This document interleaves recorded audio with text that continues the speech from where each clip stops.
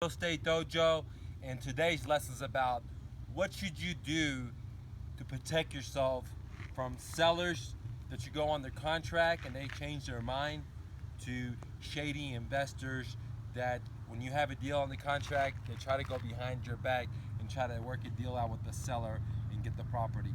So again, let me summarize what I'm going to explain.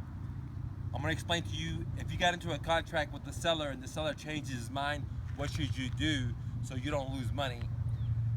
And number two, what can you do to protect your deal after you got a contract so some shady investor doesn't go behind your back? Okay? Now, my philosophy is this. If I go into a contract with the seller, if I'm buying the house for myself as a subject to deal, and a week later the seller says he doesn't want to do the deal, I'll let him out the contract. No big deal, man, because I don't want to deal with that kind of bullshit. I don't want to deal with wishy-washy people, okay? Now, if I've invested a lot of money into the property from, let's say, title company, this and this, I might let it go. Usually I will, but there's a small percentage chance that I might not. I'm not going to take him to court and spend legal fees to do that because, especially in Texas, it's very hard to sell your homestead. But more importantly, it's very hard for me to go in front of the judge and say, hey man, I got this guy's property on 60 cents on a dollar. Now I'm forcing him to move out. Or I got his property on some kind of creative financing. Now he doesn't want to sell anymore. He's changed his mind. So it's going to be hard for me to persuade the judge, I think, in my mind. And I don't want to make that argument. So I'll let him out. But what I do is, and what I recommend for you guys to do is download my memorandum, because what that does is when I go into a contract with a seller, I fill out the contract, and then two, I fill out this memorandum, and I get it notarized, and then I file the memorandum at the county clerk's office, and what that does is it clouds up the title.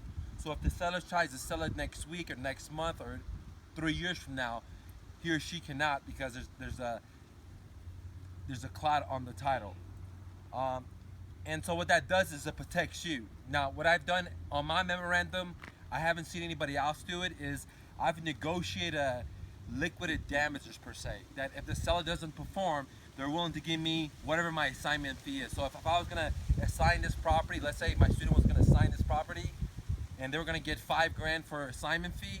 So in the memorandum, I would have him tell the seller, look, buddy, I'm gonna spend a lot of money buying this property and paying for title searches and stuff like that. If you decide to back out, I'm gonna lose money, and I want to let you know that I'm gonna file this at the county clerk's office.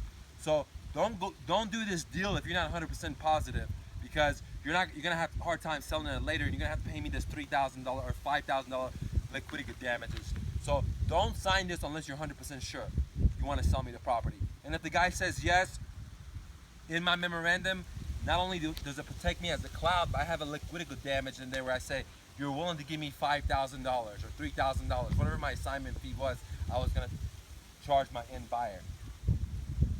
So theoretically, I haven't actually tried it yet, but theoretically, what's going to happen is, if the seller, I go on a contract with them, 2 weeks later he changes his mind and he decides to sell to an investor named Joe, and then Joe goes to closing, he's not going to be able to buy title policy on that property because there's a cloud on the title.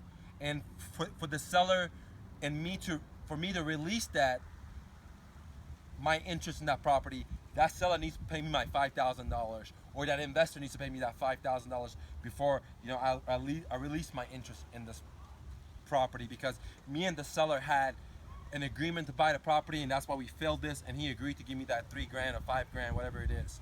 So the important part is, in my memorandum, not only does it cloud the title, but it also does a pre-negotiation with the seller for an amount they're going to pay me if they ever decide to sell their house 1 month, 3 years, whatever, down the line. If they don't sell it to me, but they decide to, but they try to back out, they're going to pay me X amount. And what I'm going to do is, I'm just going to wait around for that seller to sell their home. Now, some attorneys will tell you, hey man, you have a positioning. We could take these people to court. And I 100% agree. I've been in business 15 years. There's a lot of people you can take to court. But why deal with the stress? Why pay for all that legal fee and go in front of a judge and say, hey, I'm trying to buy this guy's homestead. He said he's going to sell it to me. It's just, I know you may have a fightable chance, but it's just too much bullshit, too much money. Let's focus on getting better deals. What I basically done is, instead of taking it to a legal battle, I'll just wait for this seller to find another seller, another buyer, whatever it is, 3 months, 3 years, whatever. And when he tries to sell it at that title company, they're gonna say, uh-oh, seller, there's a hiccup. Mike with Mr. Investor has an interest in this property, and my number's on that memorandum, and they're gonna call me, and for me to release it, they need to pay me my assignment fee that me and the seller has already agreed on the memorandum when I filed at a county clerk's office. And that's the way I basically hedge my risk against sellers that try to back out on me, or shady investors that try to go around me, okay? It doesn't matter. Now, again, normally I don't file a memorandum unless I have skin in the game. My philosophy is, if the seller is not 100% fucking happy, I'm not gonna take that risk and buy his fucking house. I don't want to put money into this fucking property. Fuck him. He can go somewhere else. I'm doing so much marketing that I can have any deal that I want. If he's not fucking 100% happy, I'm not fucking happy. Why should I do the fucking deal? But if they're fucking happy, I'm happy. We do the deal. I believe that people could just shake their word on it and they say they're gonna commit to it. And that's the way I run business. But I always have the paperwork just in case they don't do that. So in this scenario, if the seller says he wants to sell it to me, I'm not gonna spend my money. I'm not gonna hire an attorney.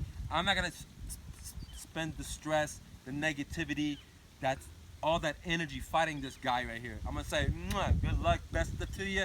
I'll just wait till you sell your house, and when you sell, that title company's gonna call me, and then at that time you're gonna pay me what you owe me, dude. Or this, you're not gonna get title policy, and I'll just let it ride. So if I have like 10 memorandums out there, and each one's $3,000, then I'll have 30 grand right there somewhere that's gonna come to me one day or another. I'm not in a rush for it. Anytime one comes, I'll make some money. So it's no big deal. So simply put,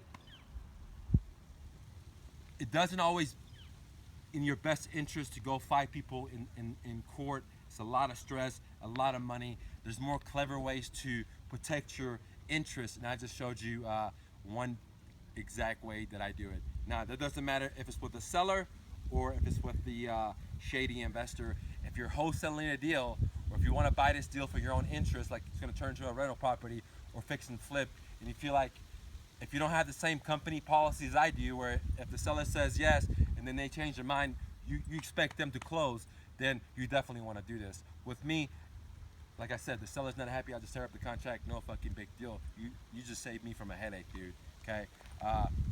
Now guys, if you like these videos, please like, please share, please comment. Tell your friends and family about me.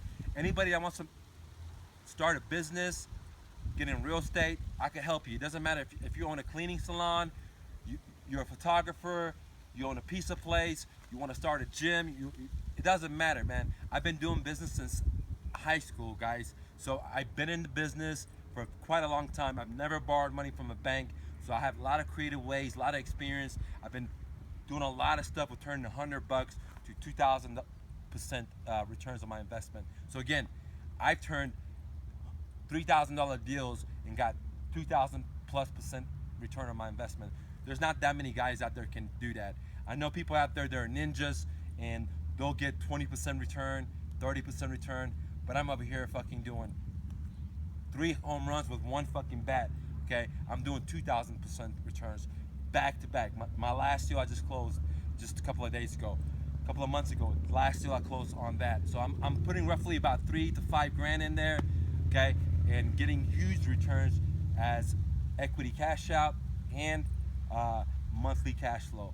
So don't just sit on your ass and watch me and watch Bob and watch Sally and get more confused.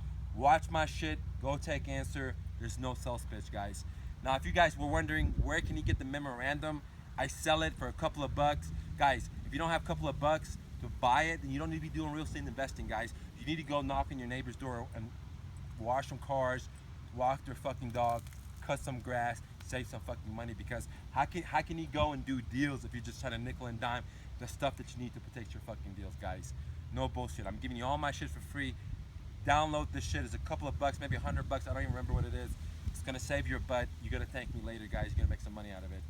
This is Mike with my Real Estate Dojo. Don't take no for an answer. Have a great day.